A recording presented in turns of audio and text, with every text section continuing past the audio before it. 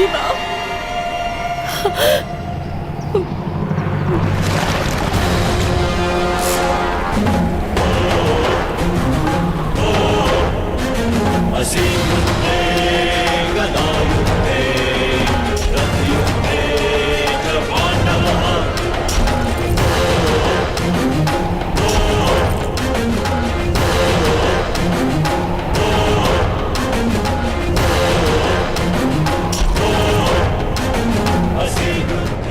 ఎలాంటి ఆధారాలు కావాలి దుర్యోధన నీకు?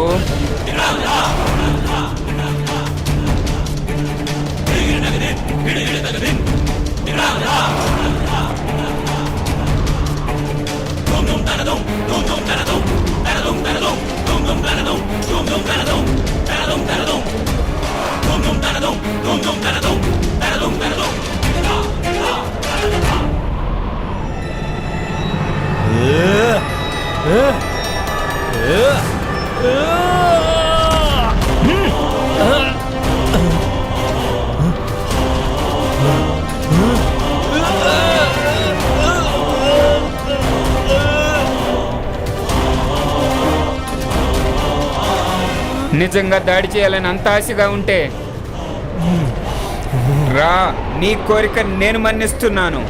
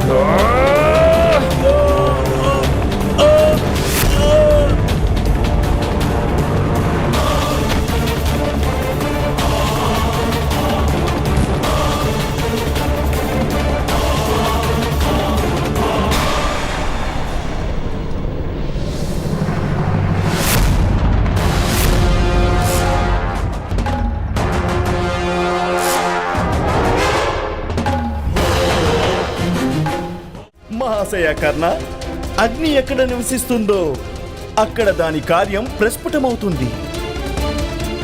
సూర్యుడి అగ్ని జీవితాన్నిస్తుంది, కానీ జ్వాలాముఖిలో అగ్ని మరణాన్నిస్తుంది. నేను కేవలం మీ జ్వాలాముఖిని సూర్యుడిగా మార్చేందుకు ప్రయత్నిస్తున్నాను, అంతే కర్ణ, అంతే.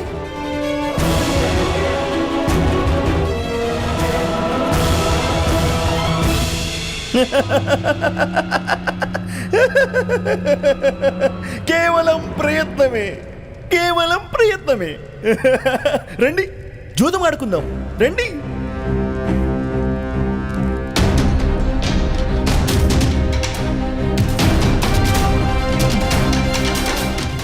జూదమాడే అధికారముందా సూతులకి?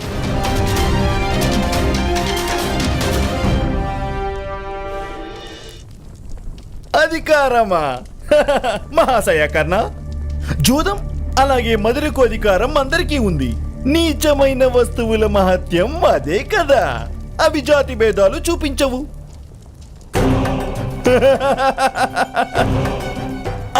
చెప్పండి మహాశయ, ఇవాళ నా తరపున వీటన్నిటినీ నేను పందెంలో పెడుతున్నాను. ఒకవేళ మీరు జూదంలో గెలిస్తే అప్పుడు ఈ వస్తువులన్నీ, ఈ ధనం, సంపత్తి మీకే చెందుతాయి. నా నుంచి ఎలాంటి పందాన్ని ఆశిస్తున్నారు? కేవలం స్వామి భక్తిని ఆశిస్తున్నాం.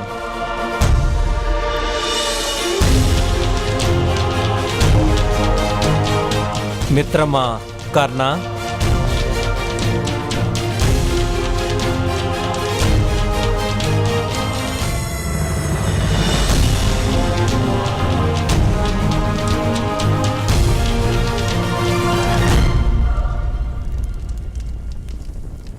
హ?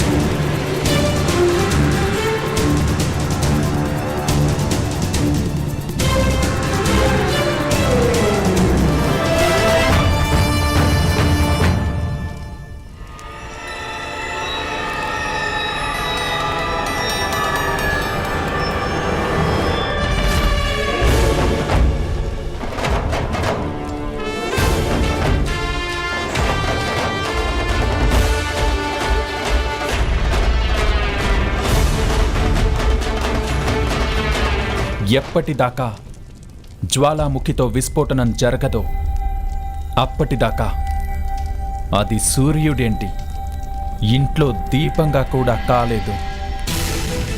నేను సూర్యుణ్ణవుతాను, కానీ నా విస్ఫోటనంతోనే. రాకుమారా దుర్యోధన, పైగా విస్ఫోటనం ఎప్పుడు తల వంచదు కదా.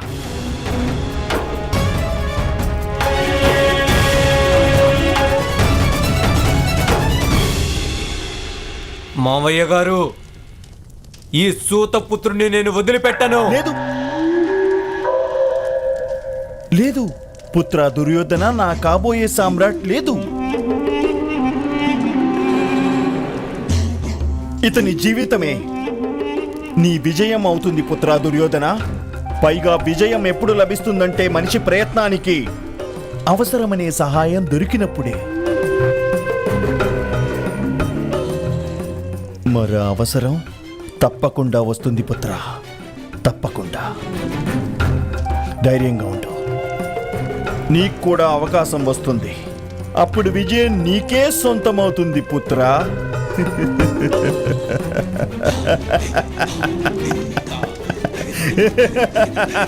నీకే వరిస్తుంది.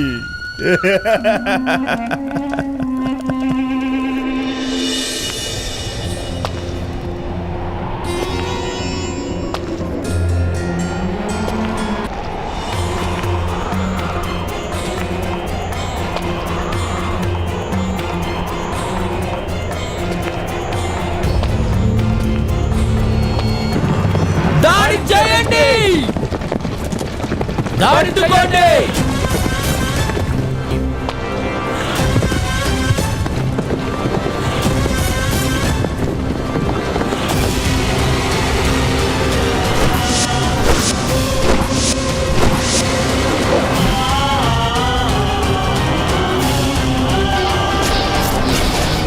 జాగ్రత్త మహాశయ.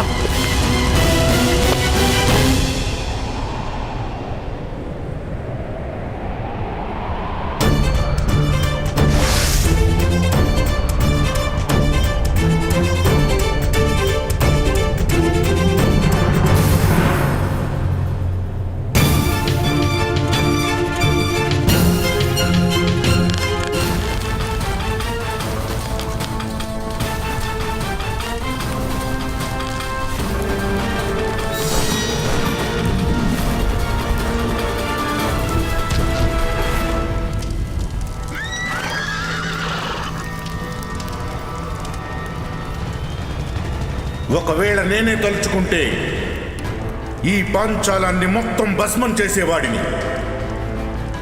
కానీ నా ఆలోచనలు వేరుగా ఉన్నాయి. ఒకవేళ మీకు బతకాలన్న ఆశ ఉంటే వెంటనే పాంచాలానికి వెళ్ళిపోండి. లేదంటే కురురాజ్యం సరిహద్దుల్లో మీ అందరి ప్రాణాలు హస్తినాపురం సైనికుల చేతుల్లో ఉంటాయి.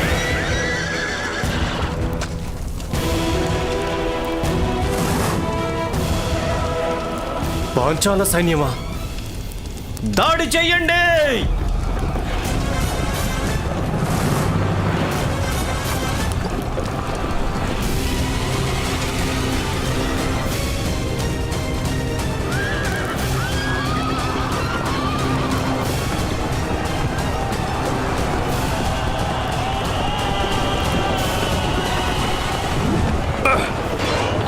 జాగ్రత్త, ఎవరు హస్తినాపురంలోకి ప్రవేశించడానికి వీల్లేదు. అక్కడ చూడండి, అటువైపు నుంచి లోపలికి వస్తున్నారు. వాళ్ళని ఎదుర్కోండి. ఆ!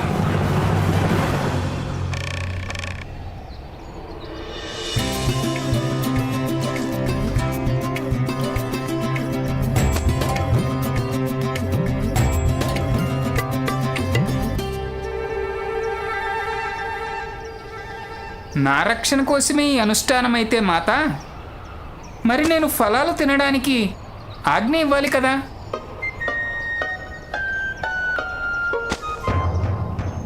చూడండి అన్నయ్య, ఆ హోమం పూర్తయిన తర్వాత మీకు ప్రసాదం కూడా దొరుకుతుందిలే. ధైర్యంగా ఉండండి.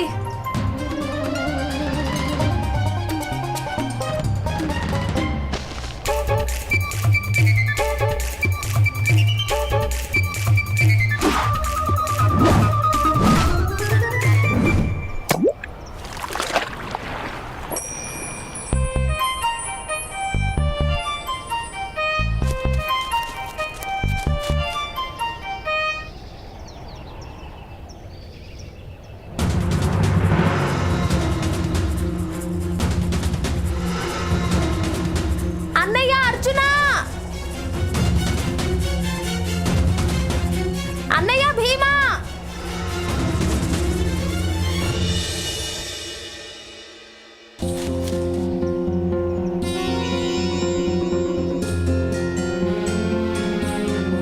మన బంతి.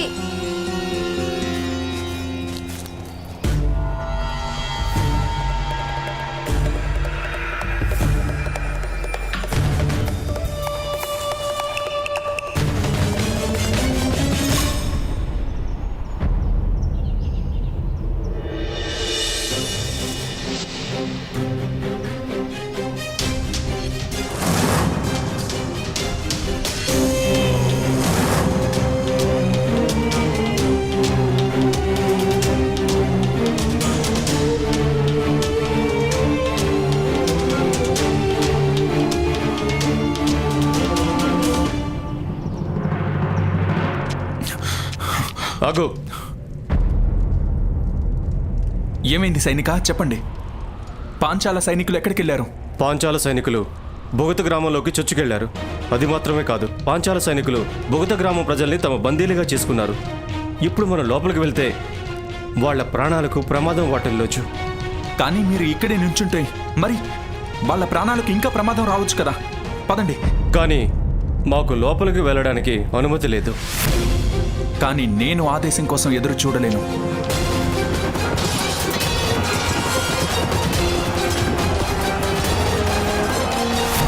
వీళ్ళని రక్షించడానికి ఎవ్వరు ప్రాణాలను పణంగా పెట్టరు.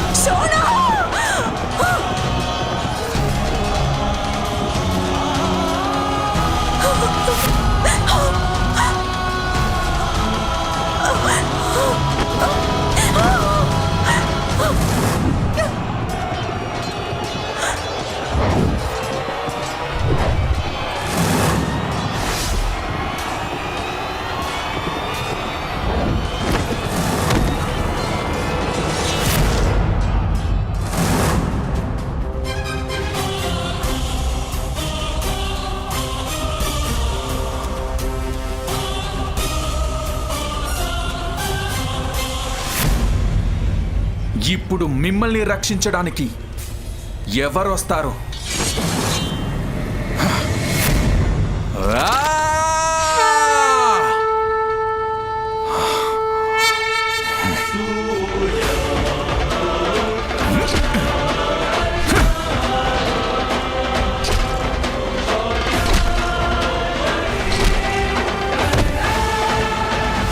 ఆగో, లేదంటే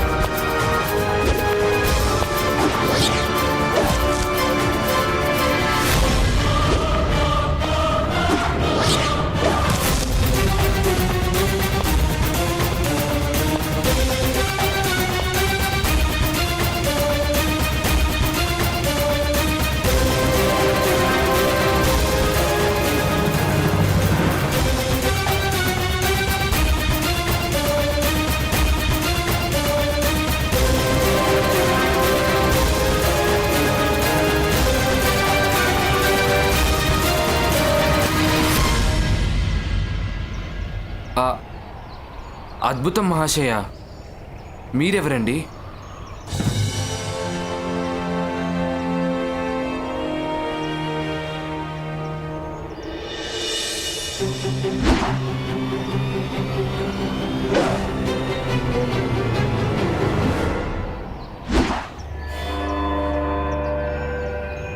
ఈ ప్రశ్నకు సమాధానం మీ పితామహులే ఇవ్వగలరు రాకుమారా. ఒక మనిషి పరిచయం అతని సామర్థ్యమే అవుతుంది, పైగా అదే అతని సరైన పరిచయం అవుతుంది.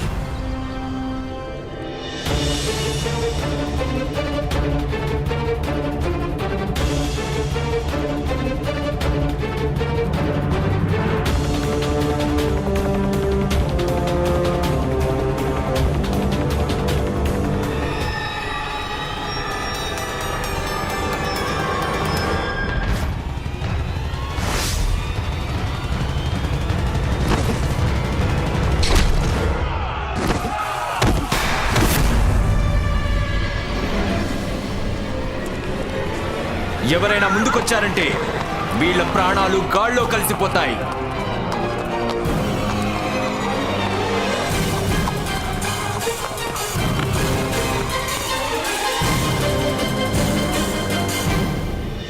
గాంధార రాజుకి జయము.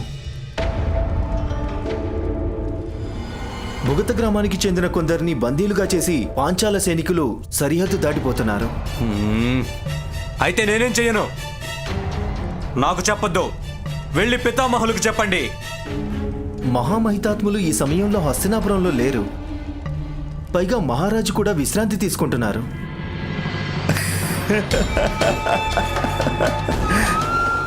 వెళ్ళు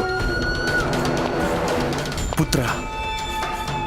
ఒకవేళ సూతుణ్ణి బంధిస్తే మరి వాళ్ళని రక్షించడానికి మన కొత్త మిత్రుడు కర్ణుడు కూడా అక్కడికెళ్ళుంటాడు. తను నాకు మిత్రుడు కానే కాదు మావయ్య గారు.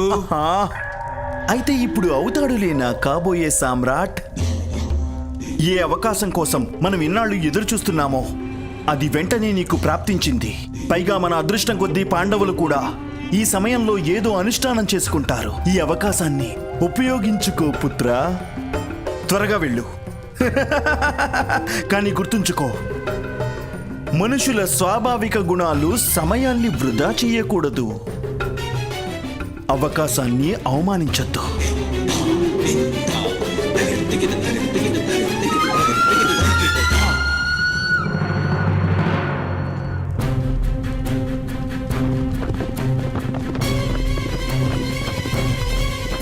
ఆగండి.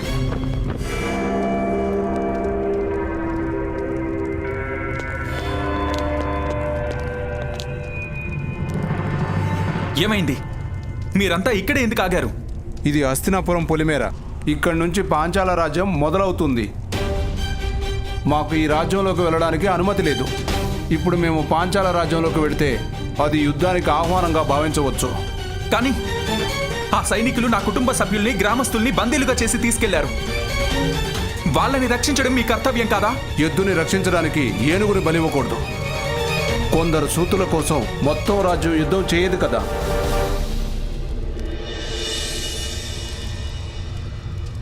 కానీ నేను సైనికుణ్ణి కాదు, అలాగే రాజ ఉద్యోగిని కాదు. పైగా నా మీద ఎలాంటి ఆంక్షలు లేవు. ఒకవేళ ఉన్నా సరే నేను వాటిని గౌరవించేది లేదు. నువ్వు అటు పక్కకు వెళితే ఖచ్చితంగా శిక్ష పడుతుంది. పట్టుబడితే పాంచాలం శిక్ష విధిస్తుంది, లేదా తిరిగి వచ్చేస్తే అప్పుడు హస్తినాపురం శిక్షిస్తుంది. అయితే మీరు వెళ్ళి మహారాజుతో చెప్పండి, మన రాకుమారుడు దుర్యోధనుడు కూడా శిక్షకి అర్హుడని.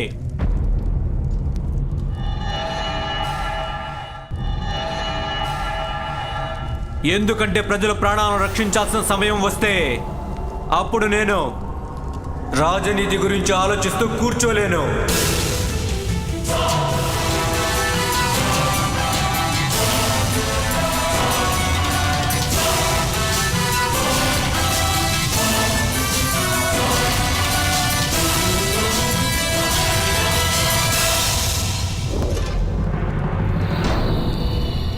పదా మిత్రమా కన్నా.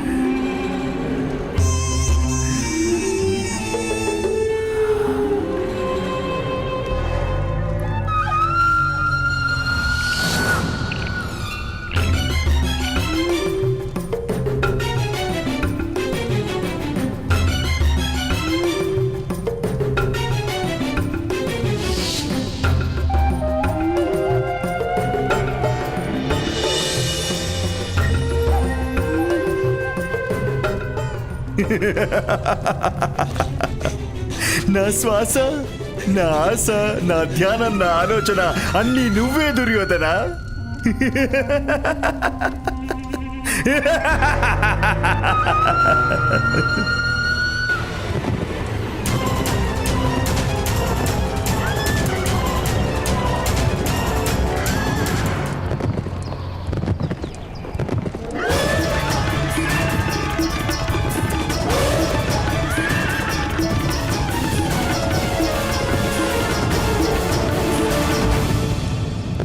మీరెవరు మహాశయ?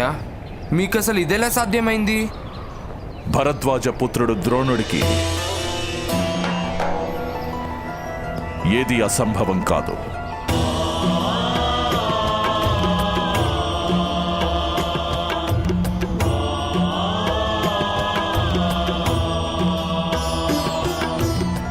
ప్రణామాలు ద్రోణాచార్య.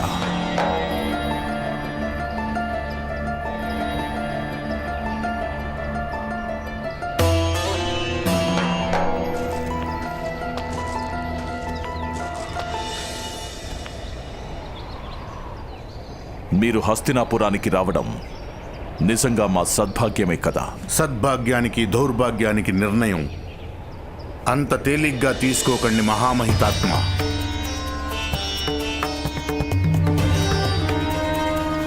మీకు బహుశా గుర్తుండే ఉంటుంది, మా నాన్నగారు భరద్వాజ మహర్షి ఆశ్రమంలో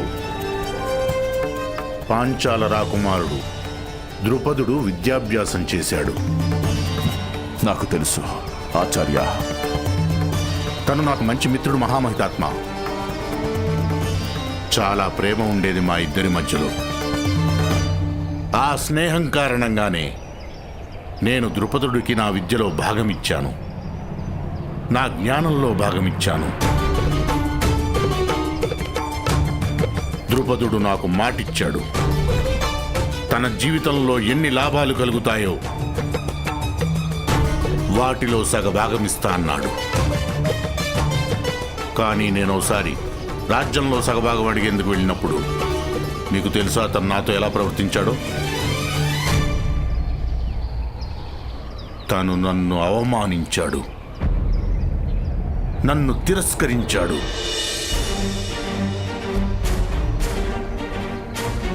నా అధికారం మీద స్వార్థపరుడనే నింద వేశాడు.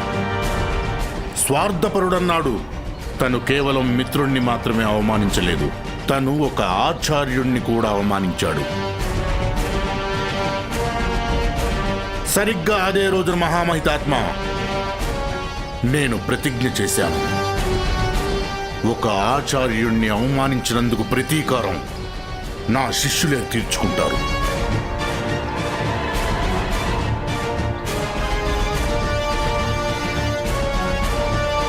పైగా అదే సరైన ప్రతీకారం అవుతుంది.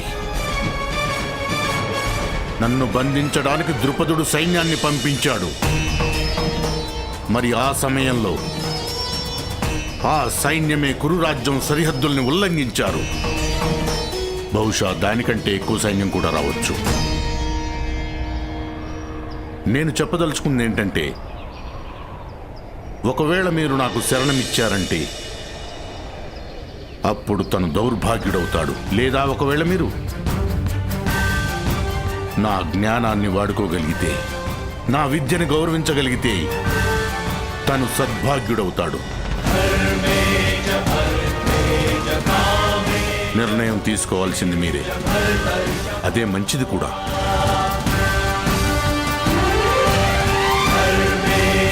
గురుదేవా, సూర్యగ్రహణ సమయంలో వచ్చే అంధకారాన్ని దౌర్భాగ్యంగా భావిస్తారు. కానీ మేఘాల వల్ల కలిగే నీడ వల్ల వచ్చే అంధకారం అది సద్భాగ్యానికి మొదటి చిహ్నమే.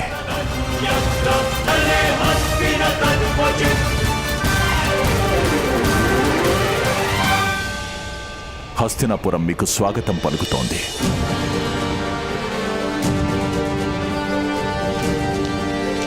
మహామహితాత్మ, పాంచాల సైనికులు కొందరు సూతుల్ని బందీలుగా తీసుకుని పాంచాలానికి వెళ్తున్నారు.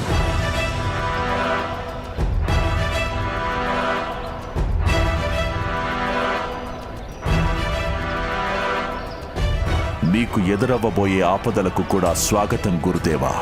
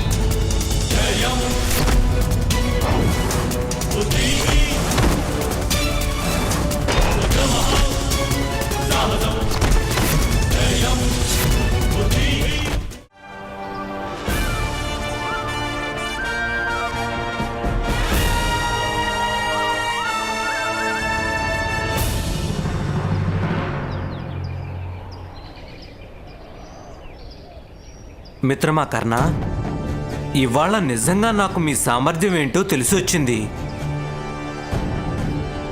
ఆయుధాన్ని పట్టకుండానే మీరు పాంచాల సైనికుల్ని ఓడించేశారు. మీరు అద్భుతం కర్ణ. సామర్థ్యం ఆయుధాల్ని కోరుకోదు రాకుమారా, అవకాశం కోరుకుంటుంది.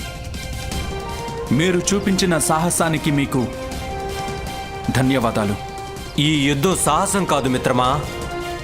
లేదు రాకుమారా, నేను యుద్ధం గురించి మాట్లాడట్లేదు. రాజ్య మర్యాదల్ని తోసి రాజని సత్యం పక్షాన నిలబడేందుకు సాహసం అవసరమవుతుంది. రండి, వేంచేయండి.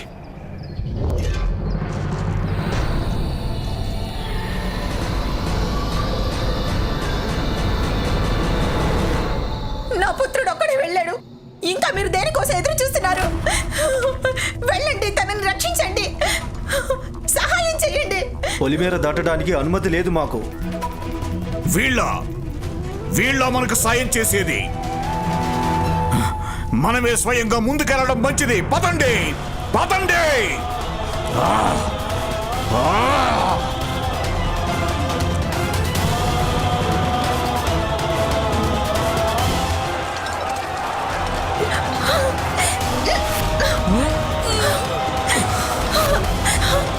వృషాలి,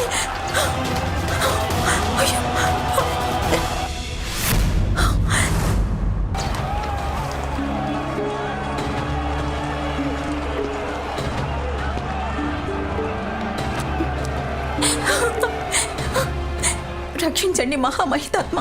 మా సూతులకు ఇంకే ఆధారము లేదు, కేవలం ఒక్క మీరు తప్ప. నా పుత్రుడికి సహాయం చేయండి, బందీలైన సూతులకు సహాయం చేయండి. శాంతించు రాధా. హెచ్చరిక చెయ్యకుండా నేను సరిహద్దుల్ని కూడా దాటి వెళ్ళలేను.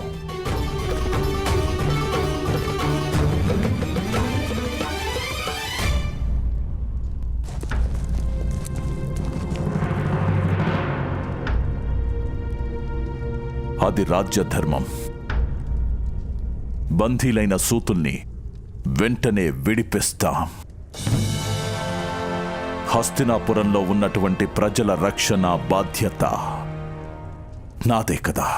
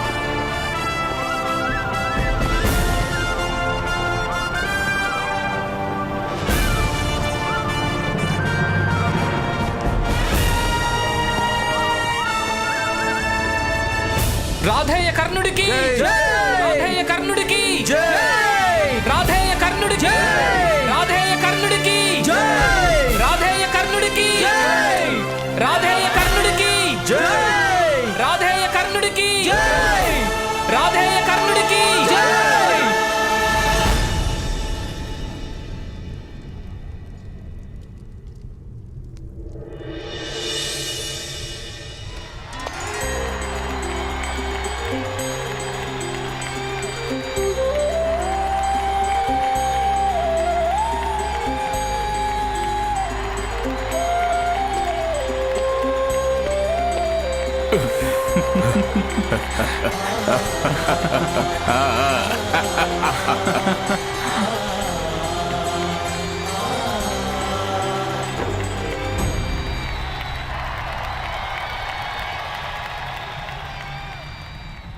పితామహ, ఒకవేళ మిత్రుడు కర్ణుడు లేకపోయింటే ఆ సూతుల్ని రక్షించేవారు లేనే లేరు. హస్తినాపురంలో ప్రతి ఒక్క మనిషికి రక్షణ ఉంటుంది. కాని మీరిద్దరూ హెచ్చరిక చెయ్యకుండానే సరిహద్దుని దాటి వెళ్ళి రాజధర్మాన్ని అవమానించారు.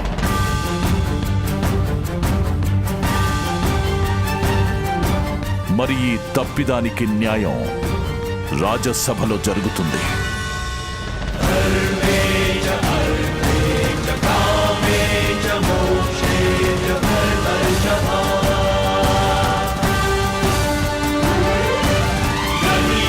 ప్రజల ప్రాణాలకు ముప్పు వాటిల్లితే ఆ సమయంలో రాజ్య ధర్మాన్ని గురించి ఆలోచించడం అధర్మమే. మహామహితాత్మ భీష్మ. చాలా ఆపు.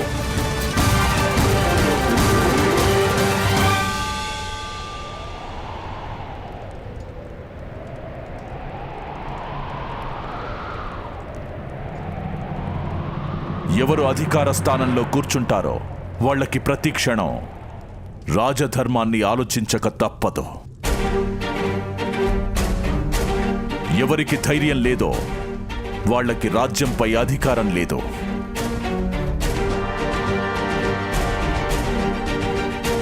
మీ ధైర్యానికి పరిణామం ఏదైనా కావచ్చు కదా. ఆ సూతులు చనిపోయేవాళ్ళు కూడా. నువ్వు ఆ రాకుమారుడు దుర్యోధనుడు చేసిన ఆ పిచ్చి పని పరిణామం ఇలా కూడా ఉండొచ్చు కదా. ఈ కురు ఆ పాంచాలం లాంటి రెండు రాజ్యాల మధ్య యుద్ధం జరగొచ్చుగా.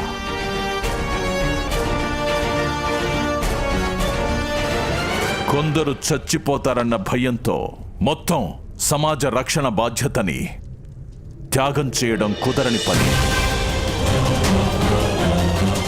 ఇదే రాజ్య ధర్మం.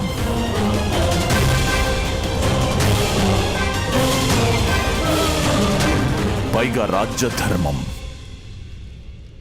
బలిదానం కోరుతుంది.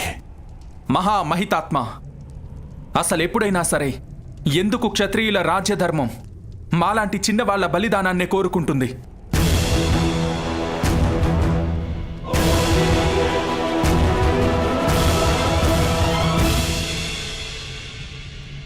ఎందుకంటే ఈ ప్రశ్న అడిగే సాహసం ఇంతకు ముందు ఎవరికీ లేదుగా కన్నా.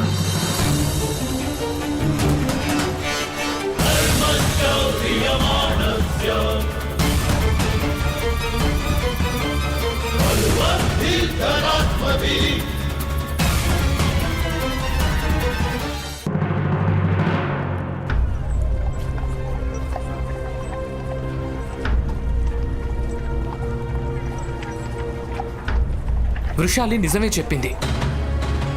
మీకంటే ముందు ప్రశ్నలు అడిగే ధైర్యమే ఎవరికీ లేదు. అలాగే మీ తర్వాత కూడా సమాధానం తెలుసుకోగల సామర్థ్యం కూడా ఎవరికీ ఉండదు. మీ సామర్థ్యం ఎంతగానో అవసరం అన్నగారు. నాకు అమ్మ ఇష్టాలే బంధనాలు సోనా. మన అమ్మ ఇష్టాలు సమాజానికి మేలు చేసేవి కావన్నగారు. మీ వివాహం మొత్తం సమాజానికి బేడీలుగా మారిపోతుందన్నగారు. మీరే అంటారు కదా, సంఘర్షణ ఎప్పటికీ బలిదానాన్ని కోరుకుంటుంది అని. అయితే మరి మీరు ఇప్పుడు మీ వివాహం అనే బలిదానం ఇచ్చేయండి అన్నగారు.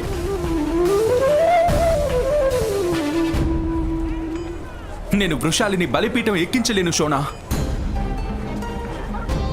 పైగా నిశ్చితార్థం తర్వాత ఎవరైనా కన్యకి వివాహం ఆగిపోతే అప్పుడు ఈ సమాజం తనని గౌరవంగా జీవించనివ్వదు షోనా. కన్యలకు గౌరవం మట్టి పాత్ర మాదిరిగానే ఉంటుంది. కట్టెల మంటని తట్టుకోగలుగుతుంది, కానీ పగిలిపోవడాన్ని తట్టుకోలేదు.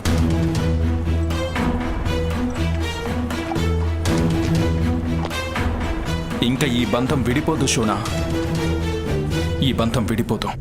అసంభవం. నువ్వు నా కుమారుణ్ణి పెళ్లి చేసుకోవడానికి నిరాకరిస్తున్నావా? వెళ్ళిపోయి ఇక్కడి నుంచి. అయినా నీకింత ధైర్యం ఎలా వచ్చింది ఈ పెళ్లి వద్దనడానికి? కర్ణుడి కంటే గొప్పవాడు నీకు సమస్త సూత సమాజంలో ఎవరు దొరుకుతారు చెప్పు? కర్ణుడు అద్వితీయుడు, దివ్యమైన పురుషుడు. నాకది తెలుసమ్మా.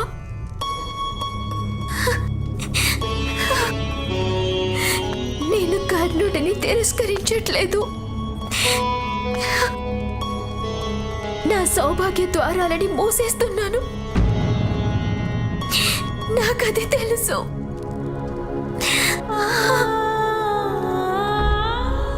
నీకు ఈ విషయం తెలిసినప్పుడు ఈ నిర్ణయం తీసుకోవడానికి కారణం ఏంటి వృషాలి?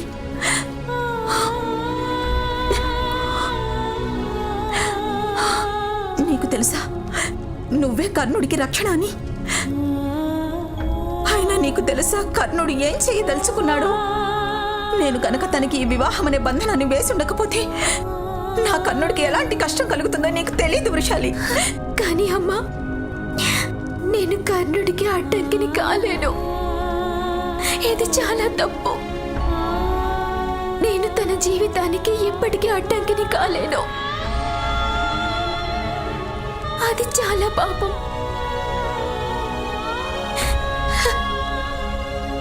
మిమ్మల్ని నేను క్షమాపణ కోరుతున్నానమ్మా.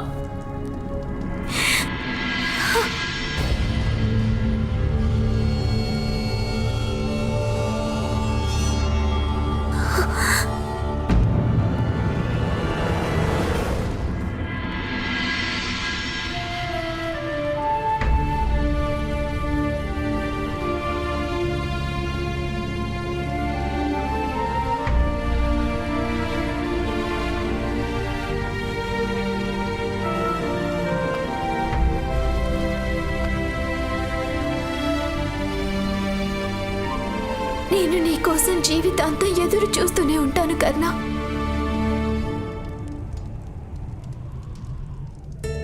వెళ్ళు, నీ లక్ష్యాన్ని ఛేదించు.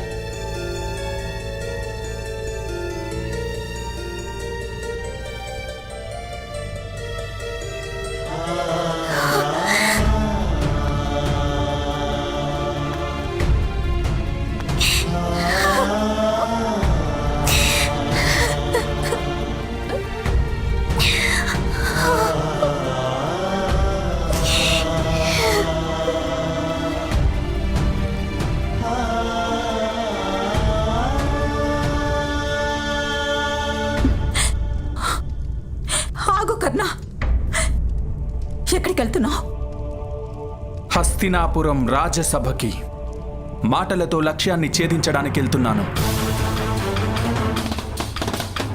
సిద్ధాంతాలను వ్యతిరేకించడమే నా లక్ష్యం.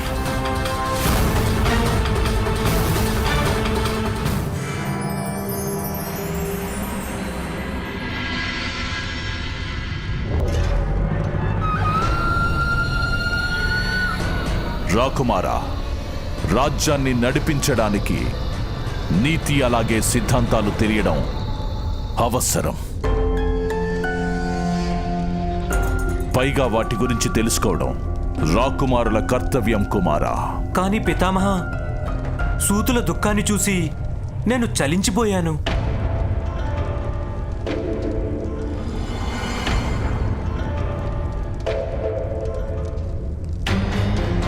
కొందరు సూతుల దుఃఖాన్ని చూసి మీ హృదయంలో దయ పుట్టుకొచ్చింది. అది తెలిసి నాకు సంతోషం కలిగింది. కానీ కొందరు సూతుల కోసం మీరు రెండు రాజ్యాల ప్రజల్ని యుద్ధమని అగ్నిలోకి తోసెయ్యకూడదు. మీరు చేసిన ఈ పని యుద్ధ సంకటాన్ని ఉత్పన్నం చేసింది. అందుకని మీకు శిక్ష తప్పక పడుతుంది.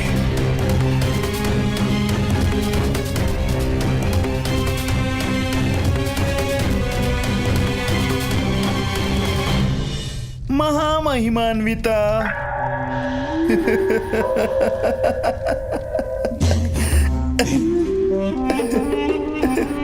కానీ రాకుమారుడు దుర్యోధనుడు ప్రజల్ని రక్షించేందుకు రాకుమారుడి కర్తవ్యాన్ని పాటించాడు కదా మహామహిమాన్విత.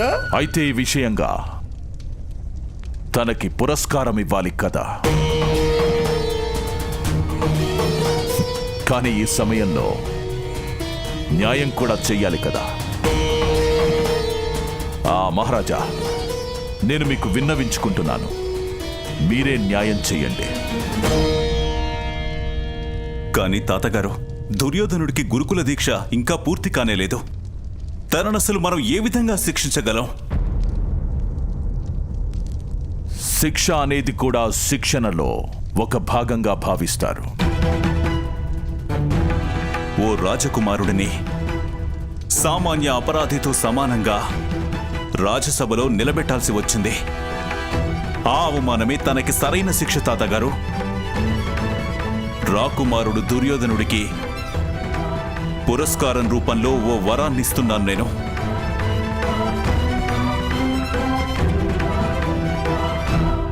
తను తన జీవిత కాలంలో నన్ను ఒక్కసారి ఏ వరాన్ని కోరుకున్నా సరే నేను తనకి తప్పకుండా ఇస్తాను.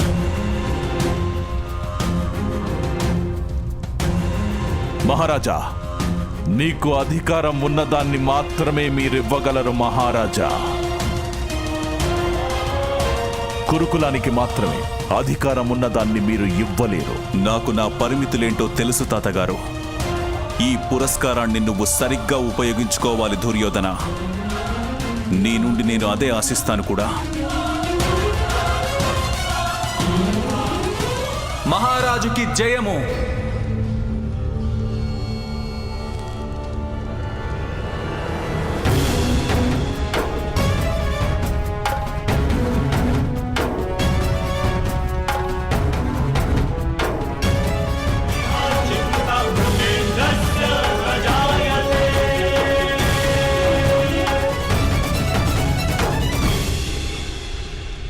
నేను కూడా మీ పురస్కారాన్ని పొందడానికి వచ్చాను మహారాజా.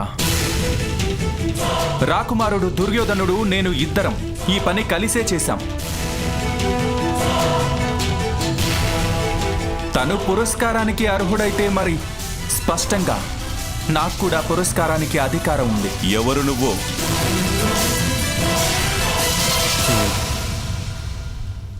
నాన్నగారు, తను సూతపుత్రుడు కర్ణుడు.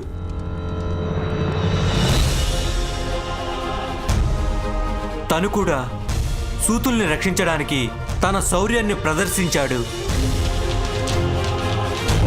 తనకి అద్భుతమైన సామర్థ్యం ఉంది నాన్నగారు. అదే నిజమైతే నీవు కూడా పురస్కారానికి అర్హుడివే కర్ణా.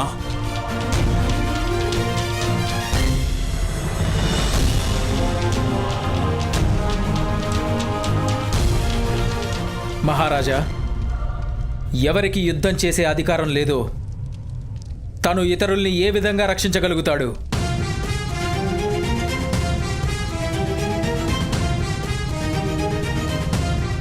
రక్షించే అధికారం కేవలం క్షత్రియులకే ఉంది. సూతులకు రక్షణ పొందే అధికారమే ఉంది. అందుకని కర్ణుడికి పురస్కారం ఇచ్చే ప్రశ్నే లేదు.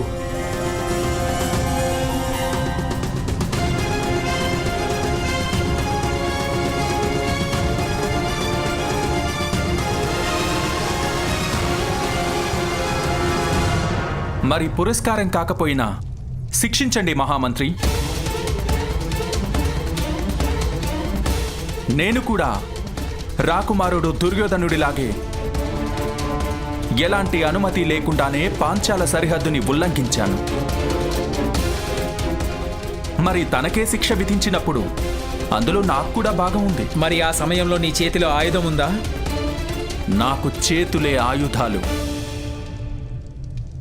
రాజసేవకులు లేదా రాకుమారులకు రాజనీతి మర్యాదలుంటాయి. ఒకవేళ ఎవరైనా సామాన్య ప్రజలు ఇంకేదైనా రాజ్యంలో ప్రవేశించినప్పుడు అప్పుడు దాన్ని చొరబాటు అంటారు, ఉల్లంఘన కాదు.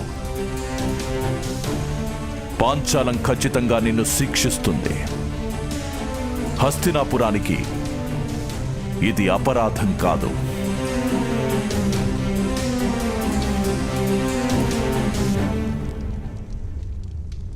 నాకు బాగా తెలుసు మహామహితాత్మ, అసలు ఈ రాజ్యసభలో నాకు బహుమానము లభించదు, అలాగే శిక్ష కూడా.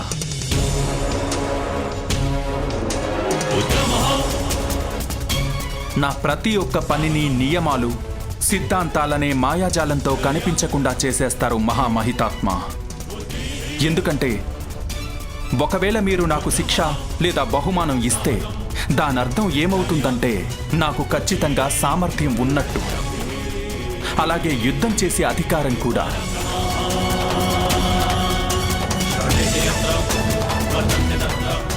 ఆ రెండు నా అధికారం పరిధుల్ని నిర్ణయిస్తాయి. నేను యోధుణ్ణైపోతాను, కానీ క్షత్రియుల రాజనీతి అలాంటి భయంకరమైన తప్పు ఎప్పటికీ చెయ్యలేదు. నువ్వు మర్యాదల్ని ఉల్లంఘిస్తున్నావు కర్ణ.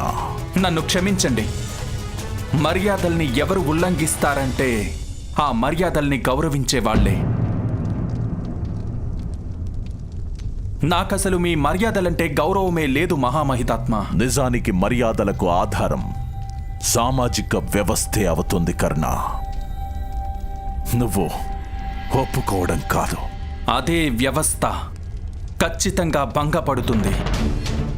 త్వరలోనే వసంత పంచమి రోజున హస్తినాపురం సర్వ సైన్యాధ్యక్షులు ఇంకా కురువంశ శ్రేష్ఠ యోధులు ఓ సూతపుత్రుడి రథంలో నిలబడలేకపోతారు.